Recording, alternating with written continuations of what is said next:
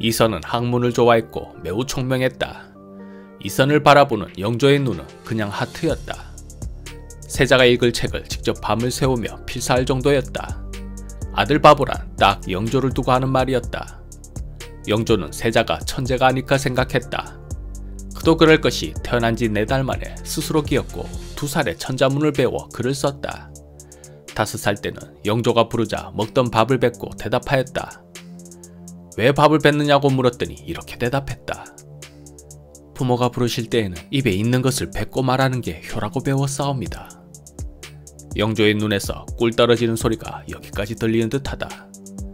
검소하기는 또 무지하게 검소했다. 나인들이 비단과 무명을 놓고 묻기를 어느 것으로 옷을 지어 올리오리까 하니 비단은 사치고 무명은 사치가 아니다. 무명으로 입어야 좋으리라 하였다. 아들의 총명함에 영조의 기대는 한껏 부풀러 올랐다. 근일에 문왕장을 읽을 수 있게 되었고 일찍이 명주와 무명배를 보고 사치와 검소를 구분하여 무명옷 입기를 직접 청했으니 매우 기특하다. 만약 잘 인도한다면 성취할 것을 바라겠으나 나는 본래 학문이 없으니 오직 형들이 잘 이끌어주길 바랄 뿐이다. 영조는 콤플렉스가 있었다. 바로 어머니가 천한 무수리 출신이라는 것이다. 조선왕 어느 누구도 어머니가 천민 출신이 없다. 영조가 유일무이하다. 혈통과 출신을 무지하게 따지는 조선시대에 그것도 왕의 피가 천민의 것이라면 어마어마한 콤플렉스가 될 수 있었다. 영조는 말은 하지 않지만 늘 그것을 신경쓰며 살았다. 조금이라도 잘못하는 것이 있다면 사람들은 이렇게 수군될 것이기 때문이다. 역시 피는 못 속여 천민의 자식이 어딜 가겠나. 영조는 보여주어야 했다. 비록 천민의 자식이라 해도 성군이 될 수 있다는 것을. 그래서 영조는 언제나 바른 사나이였다. 아니 바른 사나이여야 했다. 자세는 늘 꼿꼿하게 한 점 흐트러짐이 없었고 눈빛도 언제나 맑았다. 철저히 규칙적인 생활을 하고 손에서 책을 놓지 않는 늘 배움의 자세로 임하였다. 왕이라 하여 사치하지도 않았다. 화려한 밥상을 피하고 소식으로 꼭꼭 씹어먹었다. 금주령을 내리며 그 자신부터 언제나 맑은 정신을 유지하였다. 역대 이런 바른 생활 임금이 있었나 할 정도로 자기 관리에 철저한 왕이었다. 이제 누구도 영조를 가리켜 피를 운운하며 손가락질할 사람은 없을 것이었다. 그런데 아들이 점점 엇나가기 시작했다. 그토록 총명했던 세자가 개그림이나 그리고 공부가 싫다고 하질 않나. 무술 수련을 좋아하고 삼국지 책을 읽었다. 기대가 컸던 만큼 영조의 실망은 너무 컸다. 사람들은 또 이렇게 손가락질 할지도 몰랐다. 역시 피는 못 속여. 화가 난 영조는 세자가 조금만 실수해도 엄하게 꾸짖거나 신하들 앞에서 모욕을 주기도 했다. 영조는 이런 마음이지 않았을까? 내가 어떻게 쌓은 탑인데 아들인 네가 이런 식으로 무너뜨리는 것이냐. 그럴수록 세자는 더욱 삐뚤어졌다. 영조는 마음이 아팠다. 차라리 처음부터 그랬다면 이렇게까지 실망하진 않았을 것이다. 어릴 땐 천재라고 생각하지 않았던가. 잔뜩 기대하고 가르쳐왔는데 저러고 있으니. 그런데 총명했던 세자는 왜 그렇게 달라졌을까? 영조는 태어난 지 100일도 안 된 세자를 친어머니 영빈이 씨와 떨어뜨려 저승전에서 살게 하였다. 저승전이라니 이름부터 불길하다. 그곳에는 영조가 게장과 감을 먹여 형을 독살했다는 소문을 사실로 믿는 소론 계열의 궁인들이 거처하고 있었다. 당연히 영조에게는 반감이 있는 사람들이었다. 그런 사람들에게 세자의 양육을 맡긴 것이다. 고양이에게 생선을 맡긴 격이다. 그곳으로 간 세자는 직간접적으로 세뇌 교육을 받았고 아버지에 대한 반감이 생겼으며 점점 삐뚤어지는 원인이 되었다. 더군다나 저승전 근처에는 희빈 장씨가 인영왕후를 저주했다는 소문에 치선당이 있었다. 영조는 이 치선당을 소주빵으로 만들어 세자의 음식을 준비하게 했다. 세자의 부인 해경궁 홍씨는 자서전 한중록에서 이러한 환경이 남편을 망치게 하였다고 지적하였다. 부모의 손길이 가장 필요할 때 영조가 어린 세자를 불길한 장소로 따로 떼어놓았다는 것이다. 영조는 왜 그랬을까? 영조는 이복형 경종이 갑작스럽게 사망한 후 왕위에 올랐다. 하지만 당시 소론과 남이는 영조가 경종에게 감과 게장을 먹여 독살했다는 의혹을 강하게 제기했다. 영조는 왕위에 오른 내내 이 의혹에 시달리며 살았다. 또 그 소리냐. 진짜 내가 아니라니까. 누가 묻지도 않았는데 영조는 제발저린지 자주 이런 식으로 결백을 주장했다. 영조는 이 의혹을 불식시키고 자신의 왕권을 더욱 공고히 할 필요가 있었다. 그래서 세자를 일부러 경종을 모셨던 궁인들 영역에서 살게 했다는 설이 있다.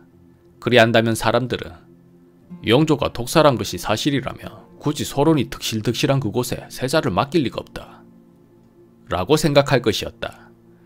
영조는 그렇게 우회적으로 자신의 결백을 증명하고 싶었던 모양이다. 하지만 결과는 아들의 탈선이었다. 영조의 조기교육 열정은 대단하였다. 다음 보위를 이어야 할 세자는 오직 공부 또 공부해야 했다.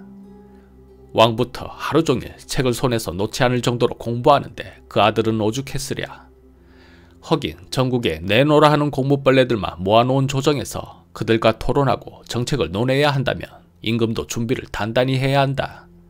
요즘으로 친다면 서울대를 비롯한 이른바 스카이 대학에서 치열한 경쟁을 뚫고 올라온 엘리트들과 토론을 해야 한다.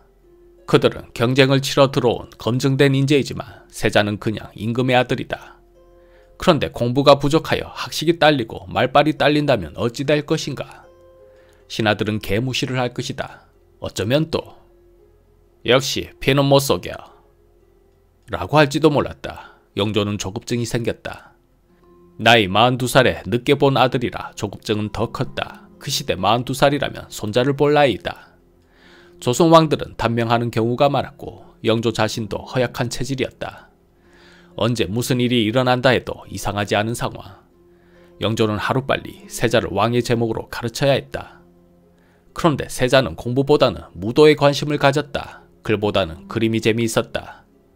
하루는 마당에서 뛰어노는 개를 지그시 바라보며 한 폭의 그림으로 남겨놓기도 하였다. 영조는 우라통이 터졌다. 너는 공부하는 것이 좋으냐 싫으냐? 싫을 때가 많습니다. 그참 솔직해서 좋구나. 말은 그렇게 하지만 영조의 실망은 너무나 컸다. 하지만 어찌하겠는가. 왕위를 이을 하나밖에 없는 아들인데. 태조 이성계는 아들이 너무 많아 문제였지만 영조는 아들이 너무 없어 문제였다. 지금이라도 열심히 해서 동생을 만들 수는 없었을까? 어려운 일이다. 영조의 나이를 생각하자. 그래도 포기하지 말고 열심히만 한다면. 아니다. 역시 포기하자. 설령 아들을 본다 하여도 장성한 세자를 어떻게 폐위시킬 것이며 또 어느 세월에 가르치고 키워서 왕위에 올리겠는가. 너무 먼 길이다. 그냥 마음에는 안 들지만 지금의 세자를 잘 인도하고 가르칠 수밖에 없었다. 생각 끝에 영조는 중대 발표를 하였다. 세자에게 대리청정을 맡기고자 한다. 세자와 신하들에게는 깜짝 놀랄 일이지만 괜찮은 아이디어인 것 같다. 뭐든 해봐야 하는 것이다. 공부해야 한다고 백날 떠들면 뭐하겠는가. 본인이 공부의 필요성을 못 느끼는데. 하지만 대리청정으로 현장 체험을 해본다면 신하들과 정사를 논하다 보면 자신이 무엇이 부족한지 또 얼마나 부족한지 알게 될 것이고 공부의 필요성도 느낄 것이다. 그렇게 대리청정은 시작되었다. 영조의 뒤에서 아들이 잘하나 못하나 매의 눈으로 지켜보았다. 세자는 얼마나 떨렸을까. 오늘의 안건은 무엇이요? 성진의 방어 기지를 길주로 옮기는 것에 대한 논의입니다. 길주로 옮기면 성진을 지킬 군사가 남아있겠소? 남아있사옵니다. 세자는 영조를 힐끗 쳐다보았다. 영조는 아무런 표정이 없었다. 답을 내려야 했다. 그렇다면 방어기지를 길주로 옮기도록 하시오. 그 순간 묵묵히 지켜만 보던 영조가 잔뜩 엄한 목소리로 세자를 꾸짖었다. 성진의 방어기지는 나의 결정이었는데 네 마음대로 길주로 옮긴다 하면 나는 뭐가 되느냐? 죄송합니다. 다시 하겠습니다. 경들은 들으시오. 지금 방어기지를 옮기는 것은 경솔한 일이니 더 이상 논하지 마시오. 다른 안건을 말해보시오. 균여법의 실시로 백성의 부담이 줄어들었다 하나 줄어든 세수가 문제이옵니다. 어찌하올까요? 세자가 영조를 돌아보며 물었다. 어찌할까요? 영조가 더욱 심하게 꾸짖었다. 너는 그런 것도 스스로 말하지 못하고 일일이 나한테 물어보느냐? 답을 하면 한다고 지랄, 안 하면 안 한다고 지랄. 도대체 뭘 어쩌라는 건지 세자는 가슴이 터질 것만 같았다. 대리청정은 부자 간 갈등만 더 깊게 만들었다. 영조는 탄식하였다. 에휴, 아들이 하나만 더 있었어도. 그러던 어느 날 세자의 부인 해경궁 홍씨가 아들을 낳았다. 왕실의 큰 경사였다. 영조가 기뻐할 것은 말할 것도 없었다. 세자에게 쏠렸던 기대는 새 손으로 갔다. 세자는 완전히 찬밥이 되었다. 뭘 해도 야단치고 윽박지르는 아버지를 보는 것이 너무 싫고 두려웠다. 문안 인사를 가는 것도 너무 싫었다. 영조 또한 못난 아들을 보는 것보다 똑똑한 손자를 보는 것이 훨씬 좋았다. 부자 간의 거리는 그렇게 점점 더 멀어져만 갔다. 하지만 유교국가 조선에서 세자의 이러한 행동은 문제가 되었다. 저하, 오늘도 진현을 가지 않으시면 전하께서 크게 노여워하실 것이옵니다. 싫다. 아바마마를 보면 가슴이 터질 것만 같다. 아바마마도 나보다는 손자를 어여뻐하지 않느냐. 난 가지 않을 것이다. 한두 번 건너뛰었던 진현을 몇 달째 가지 않았다. 부자 사이는 이미 돌이킬 수 없을 지경까지 갔다. 보다 못한 신하들이 영조에게 한마디 하였다. 전하께서는 세자 저하를 너무 엄격하게 대하시옵니다. 잘못이 있어도 조용히 타이르신다면 저하께서도 마음이 달라질 것이옵니다. 영조는 신하의 말을 듣지 않았다. 비가 와도 바람이 불어도 무슨 일만 있으면 입버릇처럼 말했다. 이게 다 세자가 덕이 없어 그렇다. 그래도 세자는 할머니 인원왕후가 있어 견딜 수 있었다. 할머니는 언제나 따뜻한 말로 세자의 아픈 마음을 어루만져 주었다. 그런 할머니가 있기에 그 답답한 궁궐에서 살 수 있었다. 그런데 인원왕후가 세상을 떠나고 말았다. 세자는 하늘이 무너지는 것 같았다. 연이어 정모 정성왕후도 세상을 떠났다. 세자의 정신을 붙잡아주던 그 무언가가 떨어져 나간 것이다. 이쯤하여 세자는 정신 이상 증세가 나타났다. 미친 사람처럼 혼자 중얼거리지를 않나. 때론 환각이 보인다며 소리를 질러댔다. 거처를 무덤처럼 꾸미고는 평양기생 여승과 함께 밤새도록 놀았다. 뭐하고 놀았는지 기록은 없지만 대충 짐작은 간다. 심지어 살인까지 자행하였다. 세자는 굉장히 폭력적으로 변하였고 시중드는 궁인들이 조금이라도 마음에 들지 않으면 그 자리에서 죽여버렸다. 특히 옷 갈아입을 때 정신 이상 증세가 뚜렷하게 나타났다.